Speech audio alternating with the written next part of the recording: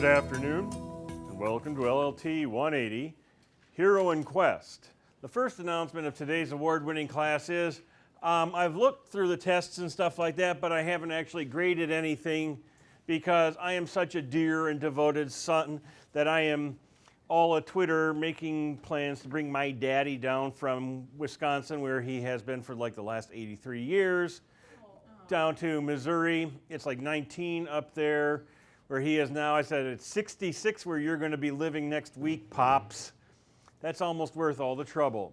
And I think not once during the 21 years I lived in his house did he once kill me, which is pretty darn amazing. Not to mention all the money I cost him. Not to mention the time that I thought it'd be really fun to drive the family's 1975 Cordoba and pick off little bits and pieces of this big pile of snow we had at the end of the driveway. Don't worry, Rich. Bailey and Owen would never do that to you. And I wound up putting a $400 dent in the door in 1977. He never killed me for that either. Okay. What I have next is your assignment for Tuesday. You need to have read in its glorious entirety that award-winning. I just throw the word award-winning in there just for the heck of it. It actually did win an award, the Antigone by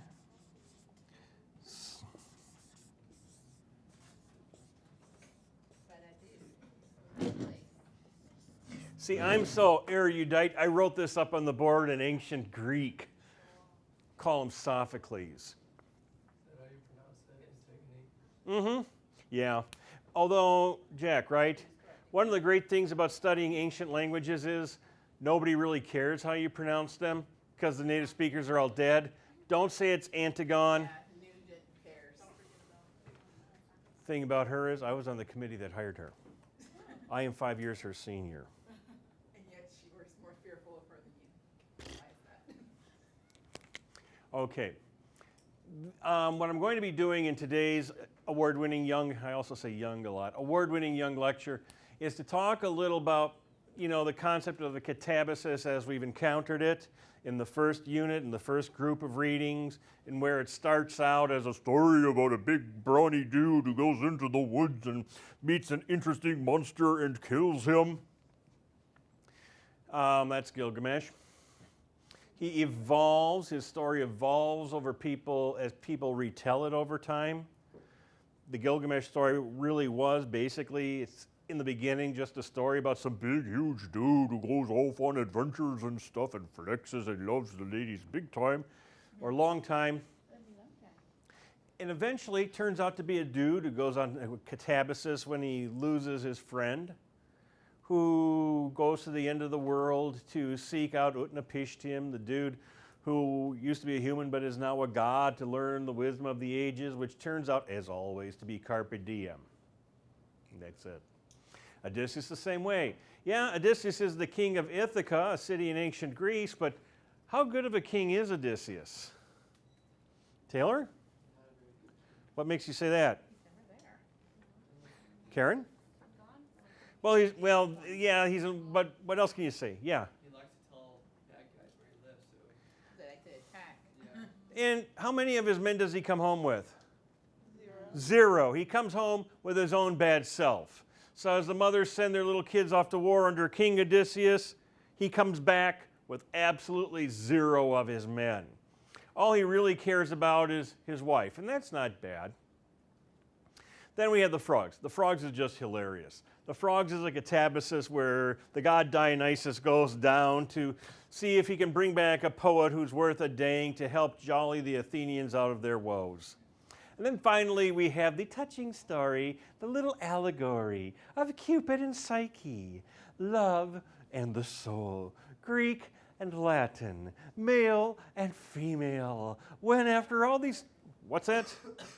I'm talking in voices. What's your question? Ham and what? Burger. No, bacon and bacon. I mean, it's a cute little story. But what does it really say about the public affairs mission? Somebody was asking me today, do you think that LLT 180, after the new general education revamp, requirements have been set forth, is LLT 180 going to make it into the general education curriculum? And I said, public affairs. Yeah, look, I do believe that in studying Sophocles' Antigone, which is our first reading, the catabasis of Aeneas in the Aeneid, which is our second reading for this unit, and Dante's Inferno, we are going to learn a whole lot more about how the ancient Greeks, ancient Romans, and medieval Italians, all of whom very influential on Western thought, what they thought about the underpinnings of our public affairs mission. Now, the public affairs mission did not exist until 1995, when then Governor Mel Carnahan signed Senate Bill number whatever the heck, A55. I like that. Setting up the public affairs mission of this fine university. All joking aside, this isn't bad. All joking aside, these are important things. All joking aside, I think every institution, whether they have a public affairs flag and mission and conference and all of that, really should prepare students to be culturally competent, to be, that is, aware of the world around them, aware of the world which produced them, aware of the world where they and their children and their children's children will live someday. Engaged citizenship, also a big one with me. Your college students, you're sitting here in a college room listening to one of the greatest professors on the entire third floor of Hill Hall talk to you about the public affairs mission, and he's not even going to be here on Thursday. What else can you ask for? I'll tell you what. Bacon. Besides bacon, is I'm going to rant politically for just a second here. One thing that never ceases to enrage me is when people say, I'm a taxpayer. So am I. As a taxpayer, I demand to know what's going on at Missouri State University, and I don't approve of what my tax money is doing at Missouri State University. And I think to myself, I don't either. I really don't either. I am a taxpayer. But more than that, I'm a citizen, okay? I can understand being mad as a taxpayer about the stuff that your tax money gets spent on, but if all you're good for is whining about taxes, I pay too many taxes, I don't pay enough taxes, you're spending my tax money on stupid stuff. If that's all you care about, you are not a good citizen. You are not doing your responsibility to educate yourself. You are not taking part in public life. You're just sitting around and being a whiner. Engaged citizenship can take a number of different forms, but it all comes around the reality that much has been given to you. You owe much to the world around you. Just because you happen to be born to parents who could afford to let you have an education and come to college doesn't mean that everybody else was. And if you're one of those people who, are here and even though your parents weren't able to send you, like, well, mine were, but my dad couldn't even go to college. It was just out of the question. No money. He was lucky his parents let him graduate from high school. Doesn't change anything. You have to take part in the world around you. You can't just sit around and say, I've educated myself a lot about the political crisis in the United States today, and that's enough. No, it's not. Go out and talk to somebody who disagrees with you on politics. No, I talk to I even have friends who are Republicans. I even have friends who are Republicans who will admit to being friends with me, even though I'm not a Republican. Although Rich and I agree completely on everything. Don't preach to the converted. Try to find out why people believe the things they do. get involved in making life better for somebody else. That's engaged citizenship. Finally, my favorite, ethical leadership. 1, you don't always have to lead. You can't be one of these people who's always going, I am the leader because I am the public affairs mission and I lead it over. Sometimes it's being a good follower. Sometimes it's being somebody who can, say, well, this person has a good idea of where we're going. I'm going to help out. Sometimes it does mean stepping up. And the ethical part just basically means consider the effects of your choices.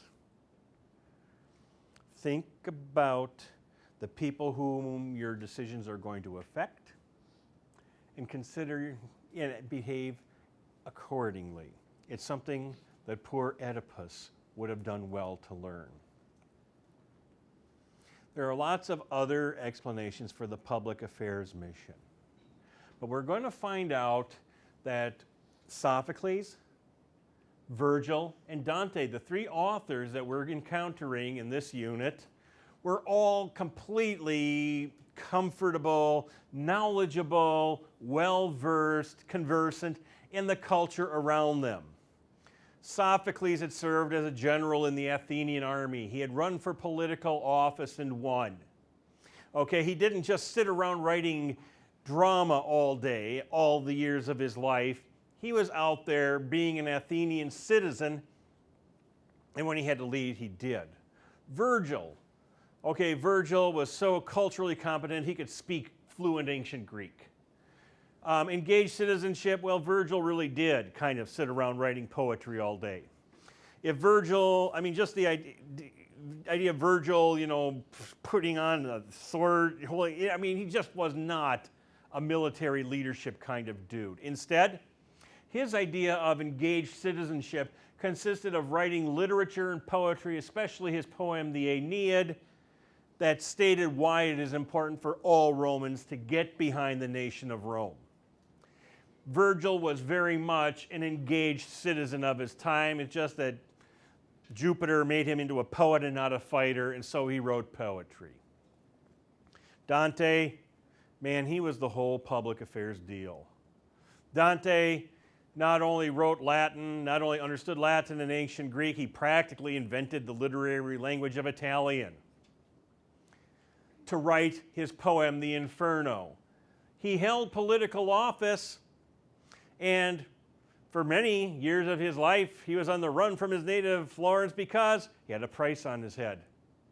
This guy practiced politics so well and so diligently that they basically had a bounty on his head.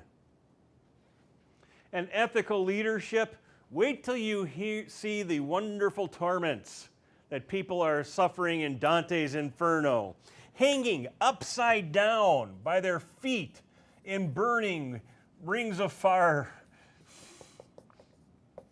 and the smoke coming up. Popes, roasted pope, and the usual charge,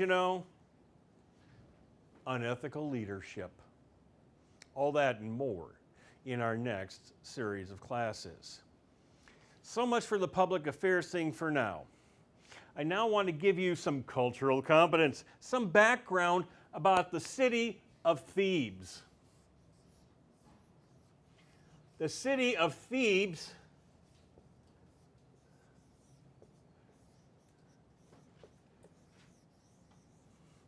is the city in ancient Greece that the ancient Greek gods loved to hate. How many of you got the extra credit question on the test? Ha. Pardon? 3/4 of it? You may get 3/4 of the credit, or maybe not. My point is, the city of Thebes is the city that the ancient Greek gods loved to hate because it's right next to Athens. The city of Athens is responsible in one way or another for 90% of surviving ancient Greek literature.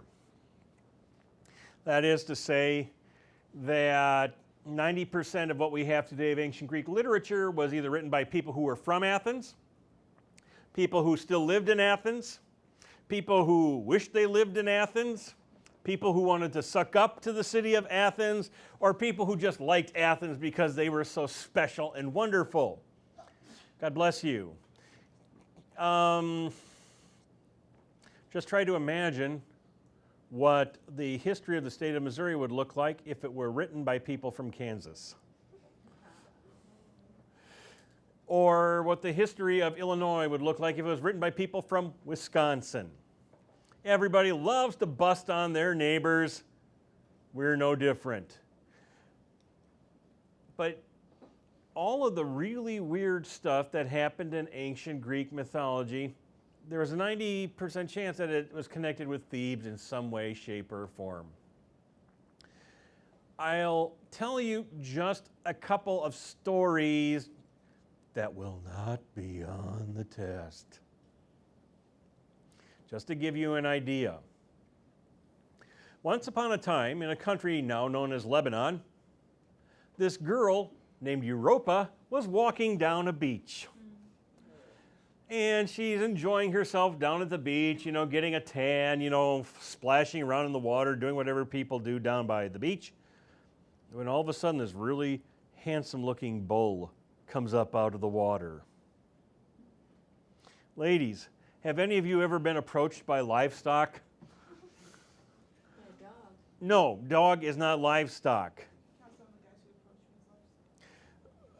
That's your call. A bull walks up to Europa and goes, "Rrrr."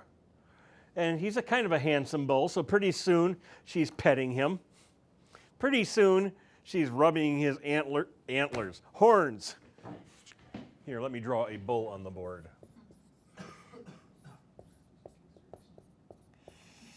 Okay. Rrr. Okay. Next thing you know, she hops on the bull's back, and the bull just starts walking across the waves to Europe, which wasn't named Europe yet. It was named after her. I don't know. I mean, how many of you girls have brothers who don't appreciate who you date all the time because it's a brotherly job? Her brother Cadmus starts following them. My sister just ran off with the livestock. And he follows her to modern-day Europe, and he can't find her. The oracle says, "Don't worry. Your sister has been carried off. That bull was Zeus, the supreme ancient Greek god and #1 cause of teenage pregnancy in the ancient Greek world. Be happy." Cadmus says, "Oh, okay, cool. What am I going to do?" He said, "Well, you basically walk until you find a sacred snake." Okay. And, you know, basically, you found a city wherever you find the dang snake. You know, he accidentally kills the snake. Turns out the snake is the son of the war god Ares. Didn't you always want to have a kid who was a serpent? This is my kid, Biff. Okay, and this is Michaela. And this is Sylvester.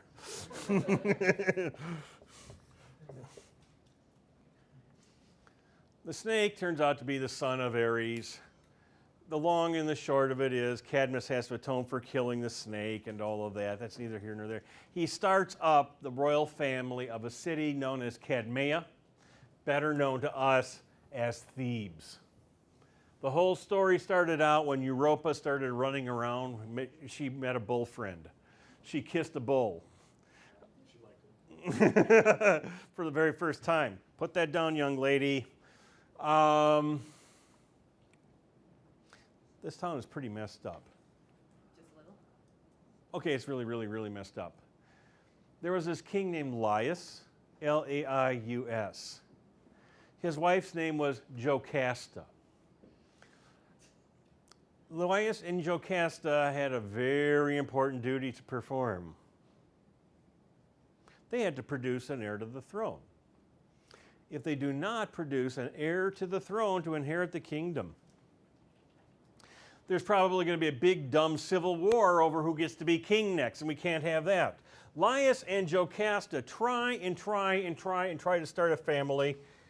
They send off to the Delphic oracle, and let me ask you kids, how often is the Delphic oracle right?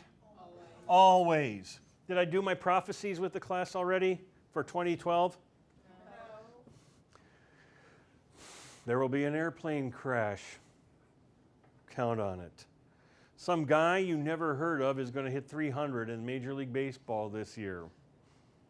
A famous actor or actress will turn out to be gay.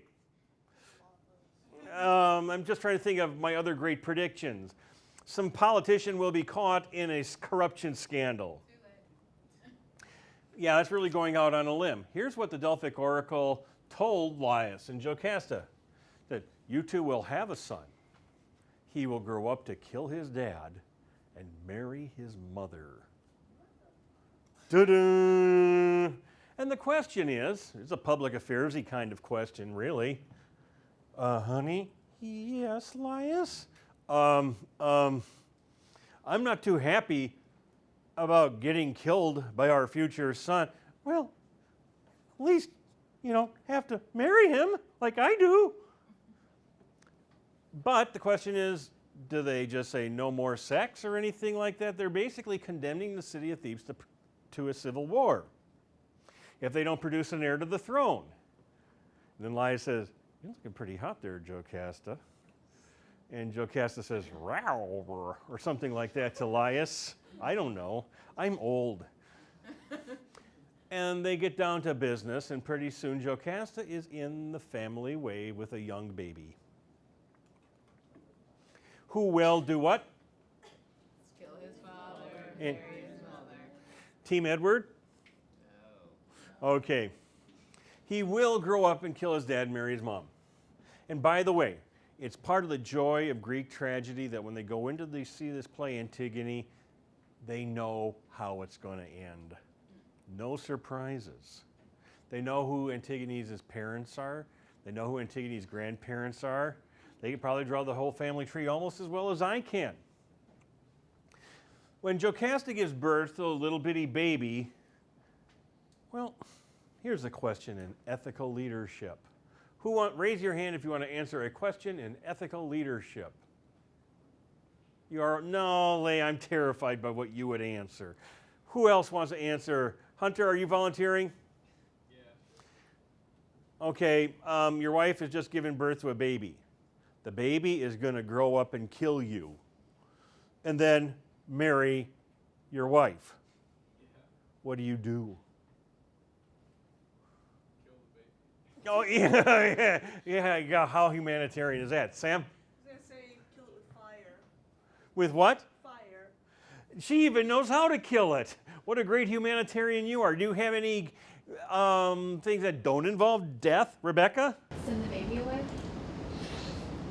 No, that's just That's what they do, though. That's what happens. Sometimes Okay, they- it's all right to know that, Bethany. They just tie him up and leave him in the woods. Better yet. I've been teaching this thing for 97 million years. Camille, you got anything better than that? If I were Laius and Jocasta, I would not get rid of it. I would raise it and make it love me. and make it understand that killing your father. Hey, Camille. He would really, really love you. And say, that jerk sleeping with mom. I'm going to kill him. Look, I'm having just a little bit of fun. What you got to do, Bethany, you're absolutely right, is instead of tying him up, put a red-hot steel bar through his feet. He's an infant, which means he's not going to crawl away anytime soon, but it's important for his feet to swell up from being pierced by a red-hot iron bolt. That will keep him from walking around. And you do indeed leave him to be eaten by wolves or whatever other bad fates happen to people in the woods, because that way it's called plausible deniability. I didn't kill him. I just kind of like hog-tied him and left him out in the freezing rain for 18 hours. I didn't kill him. The weather brother killed him. But meanwhile, while this little baby is out there, you know, ow, ow, ow. Wah. In the city of Corinth, King Polybus, who is not on the test, and his lovely wife, Queen Merope, are thinking, oh, I wish we had a kid. Well, we tried. I know, but we're gonna have a civil war after I'm dead because there's gonna, be a fight to see who gets to be the king. I'm sorry, I tried really hard, honey, and so on and so forth. When the shepherd comes by and said, you'll never believe, your highnesses, what I found out in the woods out in back of Thebes. It's a baby. Nah. With a red hot, cold iron bar ran through its feet. Thank you, Zeus. They raised the kid as their own, never telling him. Yeah, we found it in the woods. Well, exactly. I mean, turned out I was raised by wolves. My parents never told me that once. And they tried to figure out what would be a good name for him, and his feet looked awful swollen. So they named him Swollen Foot, or in ancient Greek, Oedipus. Folks, I think I may have told you last time that tragedy basically treats the life-changing decisions that human beings have to make using limited evidence, which they're going to screw up anyway because we only have these human minds, and how the only thing we know for sure is we're going to have to live with the consequences. This little baby is going to grow up to kill his dad and marry his mom. He just is. There's no way he's going to get around it. Not going to retell you the whole Oedipus story here. Sophocles does it himself so much better in Oedipus Rex. But it's important for the background of Antigone that you know the following. Little Oedipus grows up thinking he is the son of King Polybus and Queen Merope of Corinth. And he has no reason to believe otherwise. Mom and dad say, you are our wonderful little baby boy. Who else is he going to trust more? One day when they're kids can be the cruelest of all, somebody calls him a bastard. Hey, Eddie, bastard. Dork. No, Eddie, bastard. You think you're the son of King Polybus and Queen Merope of ancient Corinth. You're not, you're a bastard. So he runs to King Polybus and Queen Merope and says, King, Queen, Mom, Dad, am I your son? And they tell him, of course you are. That's not very ethical. This whole thing's not ethical. But, it's one thing to stand up and point to ethical leadership, but doing the ethical leadership is often something completely different. Basically what happens is this. Oedipus decides to go to the Delphic oracle, which is always right, and you tell me that life does not work out this way. You get one question of the Delphic oracle, and it will give you the right answer. So Oedipus gives you the true answer. Oedipus goes up there and says, am I, O great Delphic oracle, the son of King Polybus and Queen Merope of ancient Corinth? And the Delphic oracle says helpfully, you will kill your father and marry your mother. That's not my question, Apollo. I didn't answer it. Doesn't matter. That's the answer you get. And how many times have we already, and you and your darn kid lives at the ripe old age, like what? How old did you say you were? 40, Janelle? You say, why? And you ask the right question. Why does this have to happen? And you're not going to get any straight answer. Just gets you angry and confused. Poor Eddie has been told that he's going to grow up, he's going to kill his dad and marry his mom. I know what you're thinking. What would you do? I would resolve never to kill anybody and never to marry anybody. Do that. How many of you have ever driven an automobile on the streets of Springfield, Missouri? How many of you never have driven an automobile in Springfield, Missouri? That's probably all for the better with you three. Some of the nicest dork. What did you say? Cowlick liver. I love all the hairs that are still in my head. Look, let's just say, for example, who do I want to pick on? Sam. This will teach you. Sam, your dream dude has said, Sam, I know we're perfect for each other, but I can't wait any longer for you.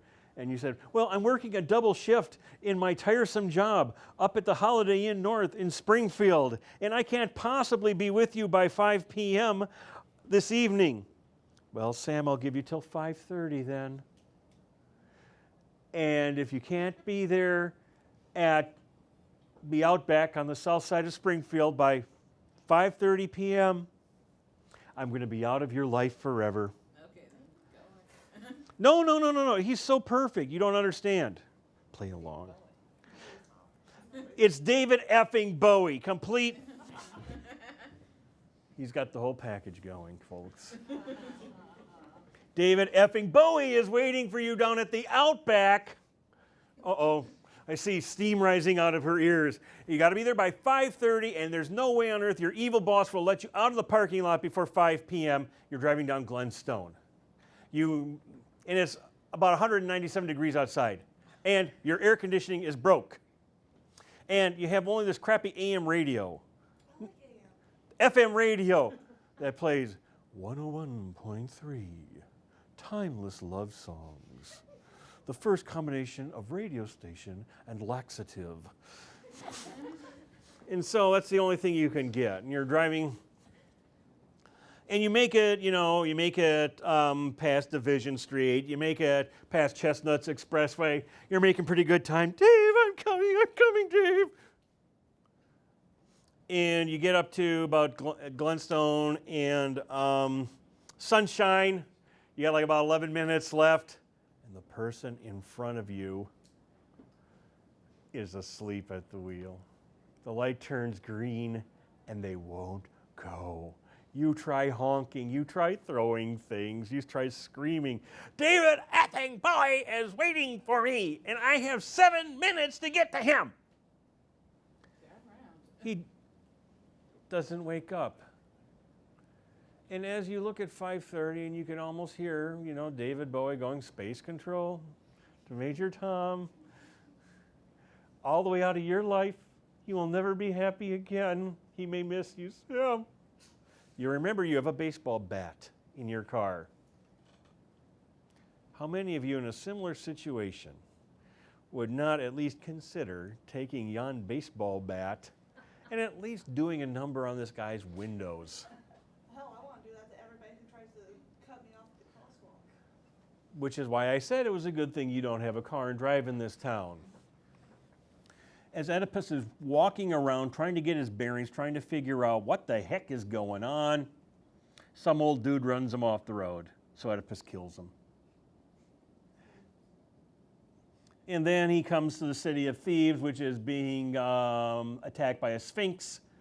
I told you about the sphinx. It sphincterizes people. But Oedipus answers the question, what walks on 4 legs in the morning, what walks on 2 legs at midday, and which walks on 3 in the evening and is at their weakest? Oh, that's obvious, a human being. The Sphinx does a backflip and dies. And Oedipus's incredibly bad day changes into, well, I got even with a guy who ran me off the road. That felt good. And I saved the town of Thebes, and now they're bringing this incredibly hot babe out to be my wife. Life is good. And you may ask yourself, how did I get here? You may ask yourself, where is that strange automobile? You may ask yourself, what about that guy that I killed out on the road? You may ask yourself, this is not my beautiful wife, this is my mom. The human mind is a powerful denying machine. How many of you have ever let a credit card bill sit unopened in your house? Raise your hand. Come on. Nobody? I don't have no credit card. Okay, how many of you have ever prayed that the school would blow up before they sent your report card out? They don't send those out anymore. They don't. Damn. It's on the computer. Library fines. I don't have it. Oh, God. Damn kids. Just deny, deny, deny, deny. Oedipus doesn't want to think maybe I killed my dad. Oedipus doesn't want to think I don't care whether she's my mom or not. She's ready to rock and roll.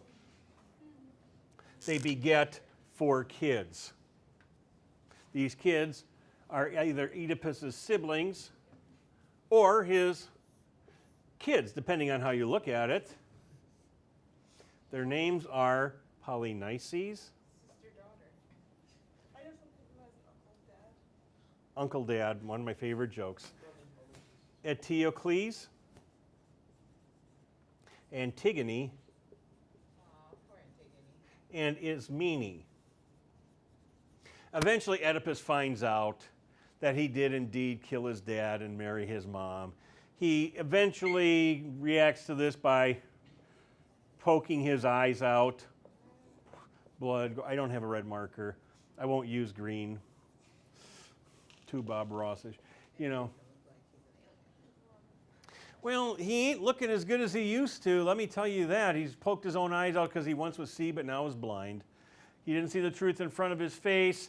He can no longer be king of the award-winning city of Thebes because he is ethically incapable. He had sex with his own mother and produced 4 kids. Ew. And yet they look normal. Go ahead. You think, how do you say it? Oedipus. Oedipus. Call him Eddie. Well, don't you think she would notice that if her husband died, that it might have been her son? So they didn't know that. Well, did you ever think that if you ever procrastinated long enough and gave yourself like 2 hours to write a term paper, you would get a really rotten grade on it? Yeah. But went ahead and procrastinated anyway? Or did you figure, I got a pretty good buzz on now. I bet you if I drank 6 more beers, I could be really polluted, hungover in the morning, and broke. And it sounds like a plan. The ancient Greeks did this kind of thing too. Jocasta knows. She can't not know. She can't think, oh, wow, Stud Muffin here's got 2 funny looking holes in his feet. And even if she notices, oh, lots of guys have holes in their feet. Well, my husband didn't have holes in his feet. He's looking kind of young, too. Rawr, cougar. No. If I comb my hair over like this, the world is filled with choices that you make, and I agree, you know, sure. What was it Jocasta supposed to do? Say, no, you're probably my kid. Why not? Why can't you say that? You can take over as king, but I just don't want to marry you. Because it's going to happen anyway. I heard that. So, well, whatever you make of that one, we've got a problem. Antigone and Ismene cannot be the rulers because they're girls. Polynices and Eteocles, the 2 sons of Oedipus and Jocasta, or the grandsons of Jocasta and sons, or whatever else they are quite old enough to be king yet. So what they do is they have this dude named Creon rule until the 2 sons are old enough. I'm going to write his name on the board because he's a character in the play. He is, and great uncle. He is Jocasta's brother. And Creon, his name means ruler in ancient Greek, or one who rules. Basically is in charge of keeping the home fires burning until the 2 sons are going to rule. And remember, this is Thebes, the city the ancient Greek gods love to hate. Nobody's going to be ruling the city peacefully here. this is what they decide to do. The two boys decide to trade off being king 1 year at a time. Eteocles gets to be king for the first year. He rules as the city king of Thebes for 1 year, and at the end of his year, he's supposed to give it up to Polynices, but I like being king. It's good to be king. I've decided that as king, I'm going to keep being the king, and you, Polynices, can go to heck. A civil war starts up.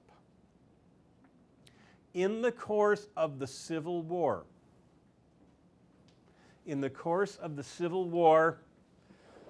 Polynices leads an army against Eteocles. They are both killed. Ta-da! Creon becomes king again. Now that both of the sons of Oedipus and Jocasta are dead, well, Antigone still can't be the ruler because she's still a girl. But she's got a very interesting ethical dilemma. Here's how it goes. King Creon says, as king, that Eteocles, who bravely gave his life in defense of the city of Thebes, is to be buried with all honors, so that his soul will know whatever peace there is in the ancient Greek afterlife. It's still no picnic, believe me. Whereas the body of Polynices, the traitor, who led an army against his own hometown, is to be left to rot out in the sun as prey for birds and dogs, so that his soul can know no peace in the afterlife and just wander around like a baby in a beer can. Creon further says, and I hereby sneeze in a second here. Oh, thank you, and bless you too. He says, anybody who violates my kingly law will pay with their life. Antigone is just a girl. You know, she doesn't get to be king. She doesn't get to be queen. She marries Creon, which is No, she does not. She most certainly does not. They've tried that already. You can be grandpa dad or uncle. Various, well, no. I was going to make a, husband. I'm going to break you three up. The I didn't say anything. dilemma that Antigone has, the dilemma that you're going to pick up on when you start reading the Antigone is, Antigone's one brother is buried, which is good. Does Antigone have the responsibility to bury her brother Polynices? It's not like she has to go get a spade and dig a hole 6 feet down in the ground, toss him in there, and pack in 5.5 feet of dirt on him. It's really just a symbolic thing. You just sprinkle some earth on him. He's officially buried. His soul can know peace and all of that. It's just like if anybody comes near the body of Polynices and even makes like they're gonna bury him, King Creon says that person's gotta die. And Creon is banking his entire kingship on this.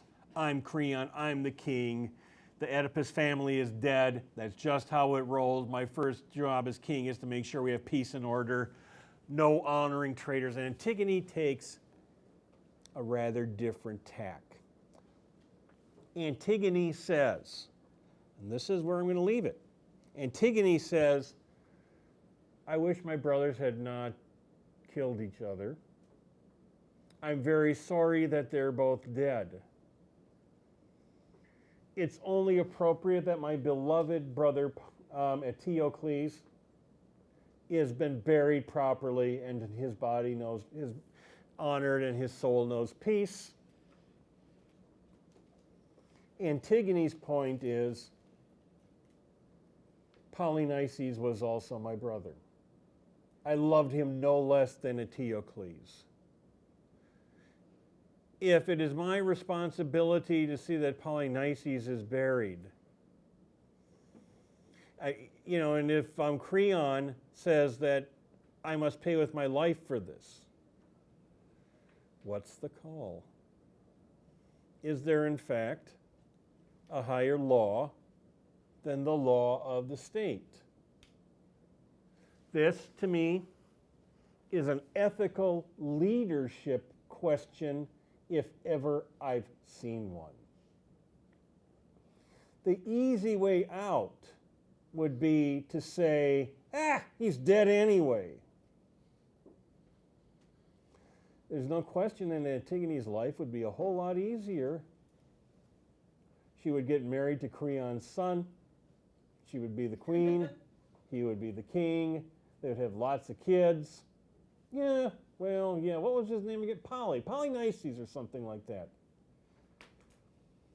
But Antigone decides to take a stand for what she believes in and just causes more trouble that you can possibly guess. That's what I have for you today. Please come armed